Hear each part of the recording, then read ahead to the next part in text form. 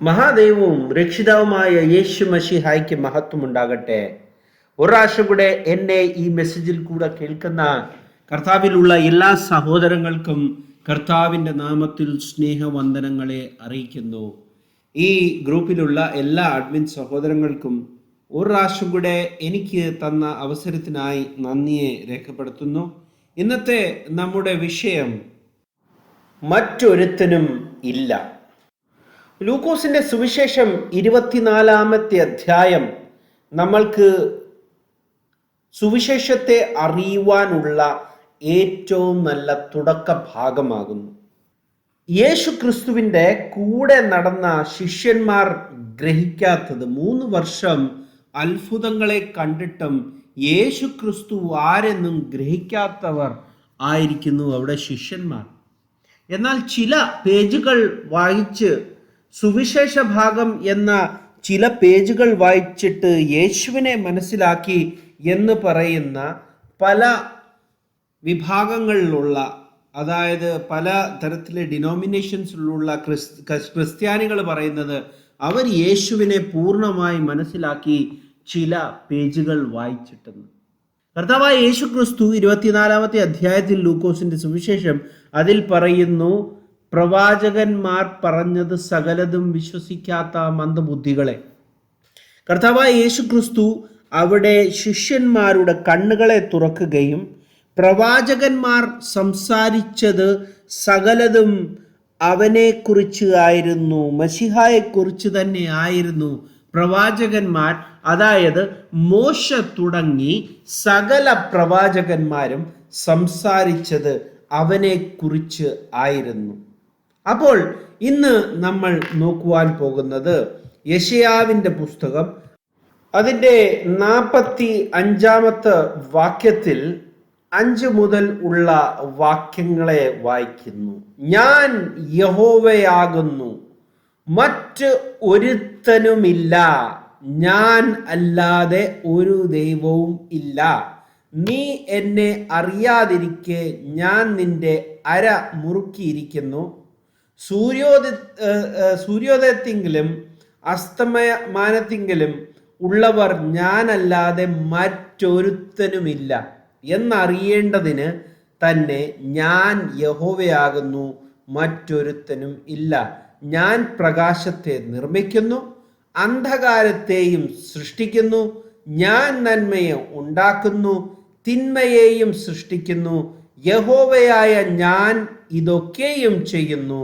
ആകാശമേ, മേലിൽ നിന്നും പൊഴിക്കുക, മേഘങ്ങൾ നീതിയെ വർഷിക്കട്ടെ. രക്ഷ വിളയേണ്ടതിന് ഭൂമി തുറന്നു വരട്ടെ, അത് നീതിയെ മുളപ്പിക്കട്ടെ.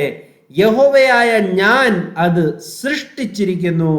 നിലത്തിലെ കല നുറുക്കുകളുടെ ഇടയിൽ ഒരു കല നുറുക്കായിരിക്കെ തന്നെ നിർമ്മിച്ചവനോട് തർക്കിക്കുന്നുവെന്നു അയ്യോ കഷ്ടം.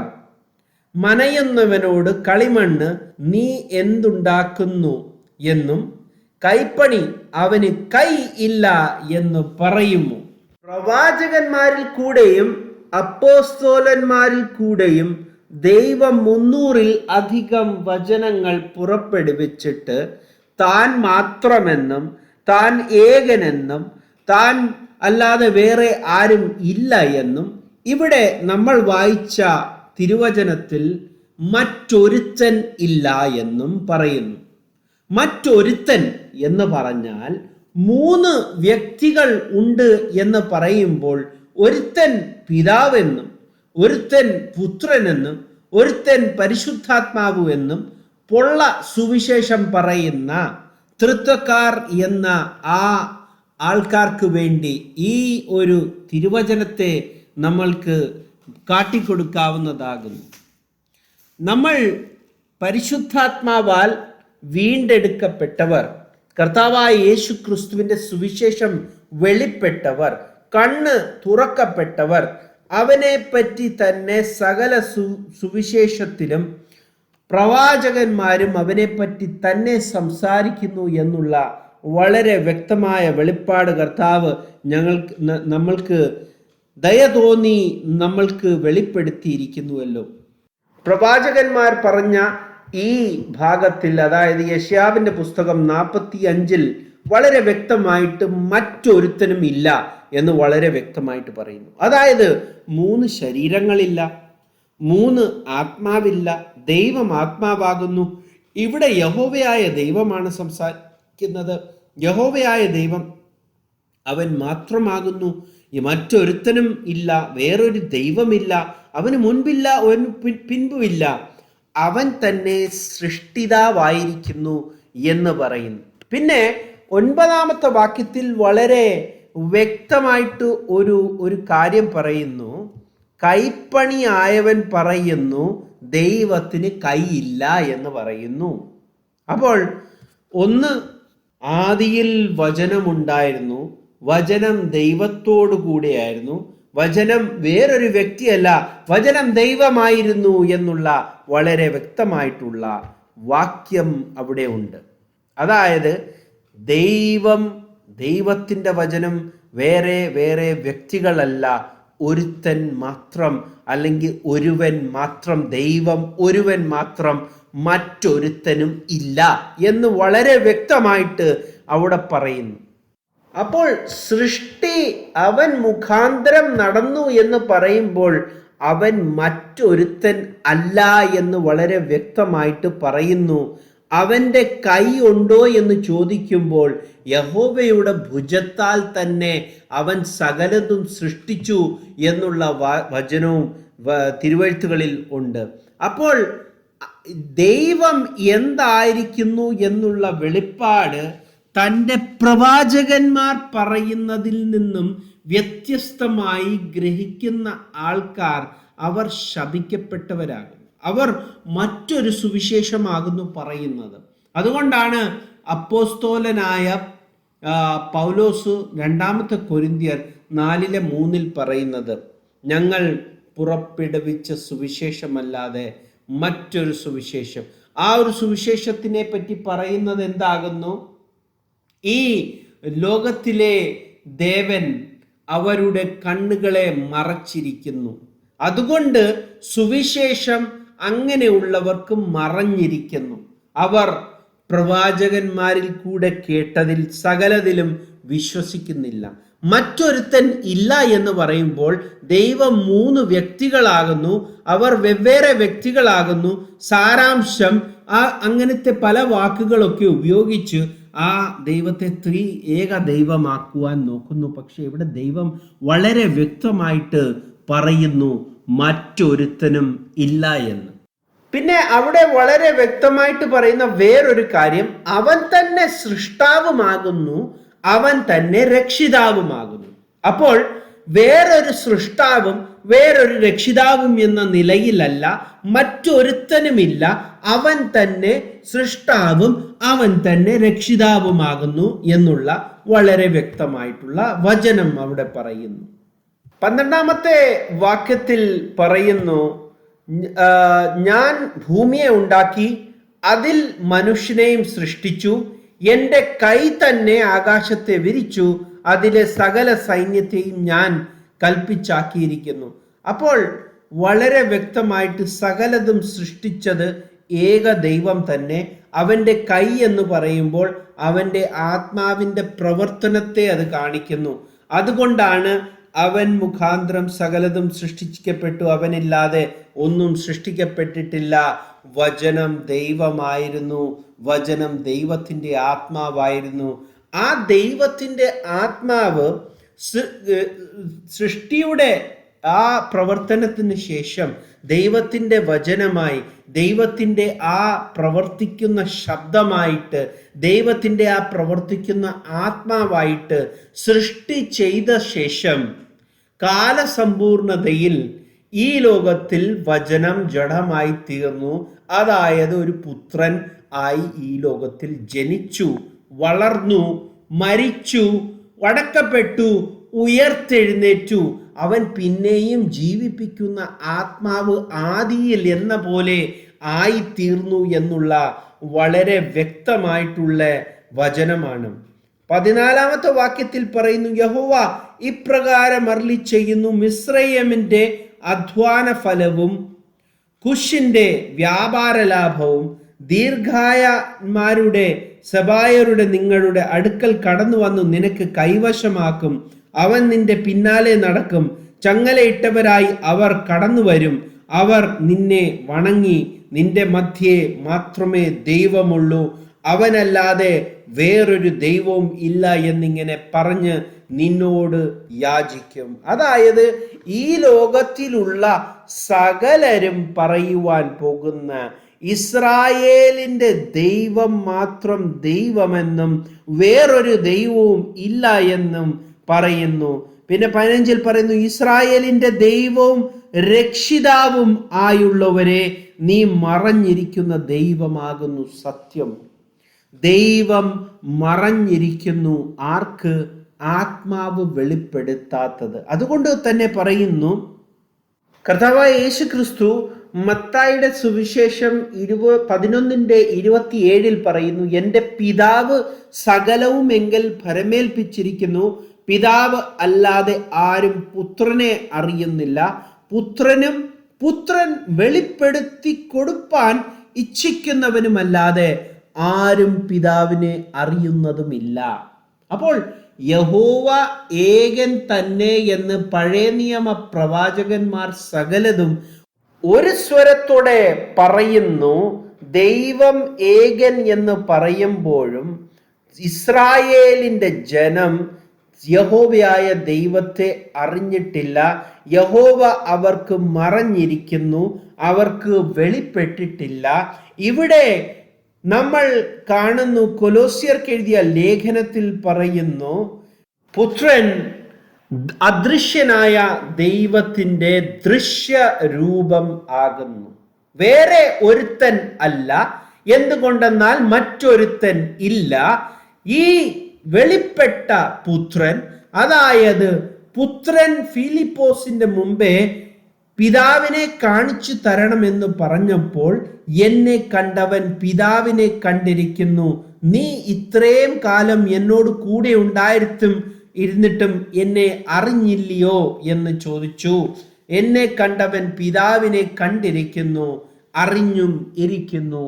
അദൃശ്യനായ ദൈവത്തിന്റെ ദൃശ്യ രൂപം, അതായത് മറ്റൊരുത്തൻ അല്ല, ദൈവത്തിന്റെ കാണപ്പെടുന്ന വെളിപ്പാട് ആണ് ഈ പുത്രത്വം, അല്ലെങ്കിൽ മനുഷ്യത്വത്തിൽ കൂടെ ദൈവം വെളിപ്പെടുത്തിയ ആ ദൃശ്യ രൂപം. ആ രൂപം വെളിപ്പെടാത്തവർക്ക് ഒരിക്കലും ദൈവം വെളിപ്പെടുകയില്ല. ദൈവം അവർക്ക് മറഞ്ഞിരിക്കും. എന്തുകൊണ്ടെന്നാൽ പ്രവാചകന്മാർ പറഞ്ഞത് സകലതും വിശ്വസിക്കാത്ത മന്ദബുദ്ധികൾ എന്ന് അന്ത്യകാലത്തിൽ അവർ എണ്ണപ്പെടും.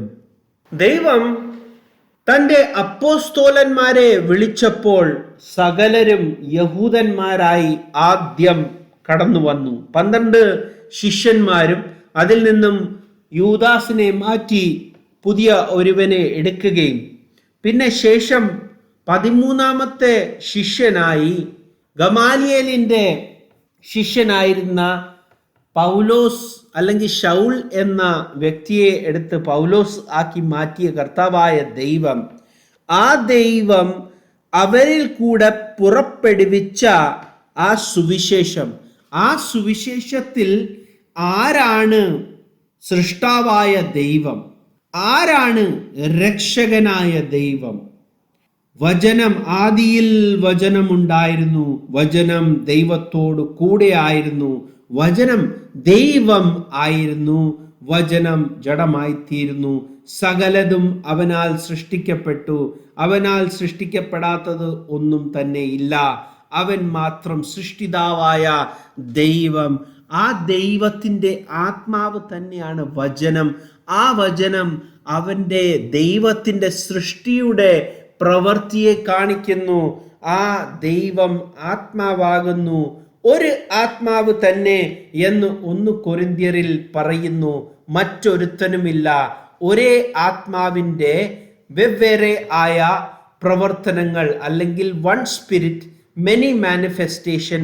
അതുപോലെയാകുന്നു ക്രിസ്തു, ഏക ശരീരമായ ക്രിസ്തു. അതിൽ ദൈവത്തിൻ്റെ അംഗങ്ങൾ ആയിരിക്കുന്ന എല്ലാ ആത്മാക്കളും ഒരേ ശരീരത്തിൽ, ഒരേ ദൈവം, ഒരേ ആത്മാവ്, ഒരേ ശരീരം, ഒരു നാമം. അതുകൊണ്ട് തന്നെ അപ്പോസ്തോലന്മാർ അപ്പോസ്തോല പ്രവൃത്തിയിൽ പറയുന്നു, 4-ാമത്തെ അധ്യായം അതിൻ്റെ 12-ാമത്തെ വാക്യം, 11-12 വായിക്കുമ്പോൾ അവിടെ പറയുന്നു, വീട് പണിയുന്നവരായ നിങ്ങൾ തള്ളിക്കളഞ്ഞിട്ടു കോണിന്റെ മൂലക്കല്ലായി തീർന്ന കല്ല് ഇവൻ തന്നെ, മറ്റൊരുത്തനുമില്ല. യെശയ്യാവ് പറയുന്നത് പോലെ മറ്റൊരുത്തനുമില്ല, വേറെ ഒരു ദൈവവുമില്ല. ഇവിടെ പറയുന്നു മറ്റൊരുത്തനുമില്ല, മറ്റൊരുത്തനിലും രക്ഷയില്ല. നാം രക്ഷിക്കപ്പെടുവാൻ ആകാശത്തിൻ കീഴിൽ മനുഷ്യരുടെ ഇടയിൽ നൽകപ്പെട്ട വേറെ ഒരു നാമവും ഇല്ല. അവിടെ പത്രോസും യോഹന്നാനും അവിടെ വളരെ വ്യക്തമായിട്ട് നമ്മളോട് പറയുന്നു, ഈ ദൈവം തന്നെ ജഡമെടുത്ത് ഈ ലോകത്തിൽ കടന്നു വന്ന്, മറ്റൊരുത്തനുമല്ല കടന്നു വന്നത്, ഒരുത്തനുമില്ല, ഇനി രക്ഷയ്ക്ക് വേറെ ആരുമില്ല. യെശയ്യാവ് പറയുന്നു, ഞാൻ തന്നെ സൃഷ്ടിതാവും ഞാൻ തന്നെ രക്ഷിക്കുന്നവനും ആകുന്നു. ഇവിടെ പറയുന്നു മറ്റൊരുത്തനിൽ രക്ഷയില്ല, നാം രക്ഷിക്കപ്പെടുവാൻ ആകാശത്തിന് കീഴിൽ മനുഷ്യരുടെ ഇടയിൽ നൽകപ്പെട്ട വേറെ ഒരു നാമവുമില്ല. യാഹുവേ ഹെശുവ, അല്ലെങ്കിൽ യഹോവ തന്നെ എൻ്റെ രക്ഷകനായി തീർന്നു, മറ്റൊരുത്തനുമല്ല. ആ ഒരേ ദൈവം തന്നെ, ഒരുത്തൻ മാത്രം, അല്ലെങ്കിൽ ദൈവം ഒരുവൻ മാത്രം, ഒരു ആത്മാവ്, ഒരു ശരീരം, അവൻ മാത്രം സകലർക്കും ദൈവവും പിതാവുമായിരിക്കുന്നവൻ ഒരുവൻ തന്നെ എന്ന് അവിടെ എഫേസ്യർക്ക് എഴുതിയ ലേഖനം 4-ാമത്തെ അധ്യായത്തിൽ വളരെ വ്യക്തമായിട്ട് പറയുന്നു. ദൈവം പുത്രന്റെ ഒരു പദവി എടുത്തു എന്ന് കൊണ്ട് ഒരിക്കലും ദൈവം മനുഷ്യനാകുന്നില്ല. ദൈവം മനുഷ്യനുമല്ല, മനുഷ്യപുത്രനുമല്ല. അവന്റെ ദൈവത്വം അവന്റെ ആത്മീയതയെ മാത്രം കാണിക്കുന്നു. യേശുവിൻ്റെ ദൈവത്വം യേശുവിൻ്റെ ആത്മീയ നിലവാരമാകുന്നു. യേശുവിൻ്റെ മനുഷ്യത്വം അവൻ്റെ പുത്രത്വത്തിൽ അടങ്ങിയിരിക്കുന്നു. പുത്രൻ അതായത് ജനിക്കുന്നവൻ, പുത്രൻ അതായത് വളരുന്നവൻ, പുത്രൻ ഒരിക്കൽ മരിക്കുന്നവൻ. പക്ഷെ ദൈവം ജനിക്കുന്നുമില്ല, മരിക്കുന്നുമില്ല. അവൻ എന്തുകൊണ്ട് പുത്രത്വം എടുത്തു?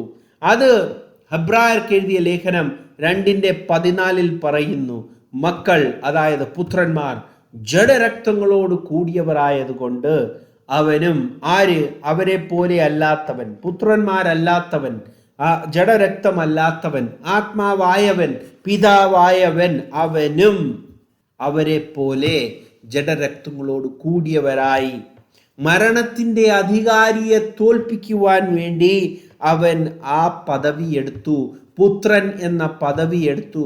പുത്രത്വം അവൻ്റെ ഒരു നിത്യ പദവി അല്ല. അവൻ ജൂഡയിലെ സിംഹവുമെന്നും അറക്കപ്പെട്ട കുഞ്ഞാടും എന്ന് വിളിക്കപ്പെടും. അത് രക്ഷയോടനുബന്ധമായി ചെയ്ത പ്രവൃത്തിയിൽ ദൈവം നമ്മളെ പോലെ ഒരു മനുഷ്യന്റെ വേഷത്തിൽ മനുഷ്യനായി. അതുകൊണ്ട് അവിടെ പറയുന്നു, അതുകൊണ്ട് നമ്മൾ പ്രവാചകന്മാർ പറഞ്ഞതും അപ്പോസ്തോലന്മാർ പറഞ്ഞതും അത് രണ്ടും വിശ്വസിക്കുക. അവരിൽ കൂടെ സംസാരിച്ച മൂലക്കല്ലായ ക്രിസ്തു, അതായത് ദൈവത്തിൻ്റെ അതേ ആത്മാവ് സംസാരിച്ചതിൽ വിശ്വസിക്കുക.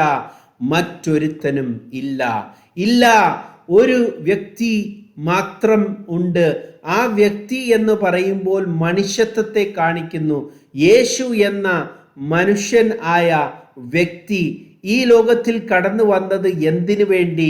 മധ്യസ്ഥൻ ആകുവാൻ വേണ്ടി. അവൻ്റെ ആത്മീയത അവൻ്റെ ദൈവത്വത്തെ കാണിച്ചു. അവൻ ദൈവത്തിൻ്റെ റെപ്രസെൻറ്റേറ്റീവ് ആയിരുന്നു. അവൻ്റെ മനുഷ്യത്വം പുത്രന്മാരെ പോലെയുള്ള മനുഷ്യത്വത്തെ കാണിക്കുന്നു. അത് പുത്രന്മാരെ റെപ്രസെന്റ് ചെയ്യുന്നു. രണ്ടുപേരെയും റെപ്രസെന്റ് ചെയ്യുന്നത് കൊണ്ട് അവനെ പുതിയ നിയമത്തിലെ മധ്യസ്ഥൻ എന്ന് വിളിക്കുന്നു. ദൈവത്തോട് മധ്യസ്ഥത ചെയ്യുവാൻ ദൈവത്തിൻ്റെ ആത്മാവ് അവനിൽ വസിച്ചു. മനുഷ്യരോട് മധ്യസ്ഥത ചെയ്യുവാൻ മനുഷ്യൻ്റെ ജഡശരീരം അവൻ ഏറ്റെടുത്തു. അതുകൊണ്ട് അവൻ്റെ മനുഷ്യത്വം വേറൊരു വ്യക്തിത്വമാകുന്നില്ല. അതുകൊണ്ട് വചനത്തിൽ പറയുന്നു മറ്റൊരുത്തനുമില്ല. ആരാണ് രക്ഷകൻ? യഹോവയായ ദൈവം തന്നെ രക്ഷയുടെ വേലയ്ക്കായി ഒരു മനുഷ്യത്വത്തെ ഈ ലോകത്തിൽ എടുത്തു. തൻ്റെ പുത്രന്മാരെ പോലെ ആകുവാൻ ഏകപുത്രനായി ഈ ലോകത്തിൽ വെളിപ്പെട്ടു. ദൈവം മാത്രം രക്ഷകൻ, മറ്റൊരുത്തനും ഇല്ല. ദൈവം എല്ലാവരെയും അനുഗ്രഹിക്കട്ടെ. ആമേൻ.